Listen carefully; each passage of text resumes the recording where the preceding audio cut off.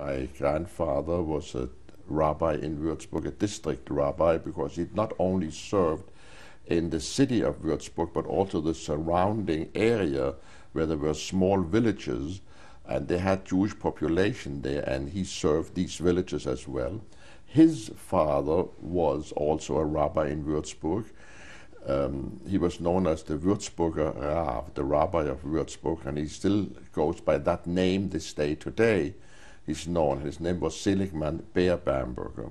I felt very Jewish, and I never thought about anything else but being a Jew. And like I learned in my elementary school, I took religion, and I knew what I was and who I was and where I came from. And I, like I say, even though we were not very religious Jewish people, but we identified only with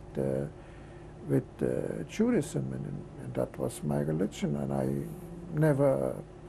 it never came to my mind, even though I had many Christians friends, and most of my friends that I remember playing with as a child were 90% Christians. But I was the Jew, and they were not the Jew. Well, every Shabbat we walked to services and came home and had a Shabbat meal.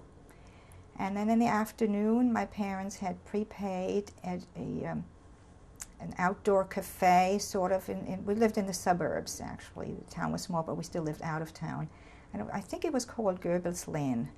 And we all met with other families, relatives, and we all had coffee, and the children were allowed to have a little bit of coffee with a little milk and a little schlagsam on it. And we played with our friends, so it was a delightful, delightful experience. No problems, no worries.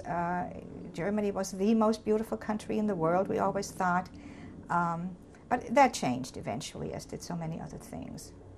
But we really enjoyed Shabbat. Friday night we'd go to services too. We enjoyed the holidays, and it was a very wonderful way of life for us, because I always felt I had a very big support group. Friday night I would go first to services with my father, and then we would come home and we would have a Shabbos meal. And at times, because the distances were rather small, we would visit after the meal with some of our other Polish Jewish relatives, aunts, uncles, and so on, and spend the evening with them.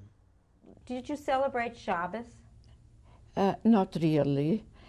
We were not, in Würzburg was only one temple, or they didn't call it temple, they called it synagogue, and it was mostly Orthodox. My parents were not Orthodox, but they kept the holidays, like especially the Rosh Hashanah and Yom Kippur, and they would also try to fast. But my mother never lighted candles. I don't know why. We went also every Shabbos at 6 o'clock to an Ashkoma minyan, which was held in the old synagogue, a small synagogue, Matzestub, they called it, where an interesting man was the Panis. He was von Manstein, was his name. He was a Baal Tshuva, not Baal Tshuva, he was a Ger Tzedek. He became Jewish due to an incident when he was in the army before the First World War, that he had what you call army maneuvers. And in those days, the officers were in the, had to be in homes of people. And by coincidence, he was with the Ansbachers in Heidingsfeld. and they're very religious and observant. By seeing this, he became interested, and later on became a Gerd Tzedek.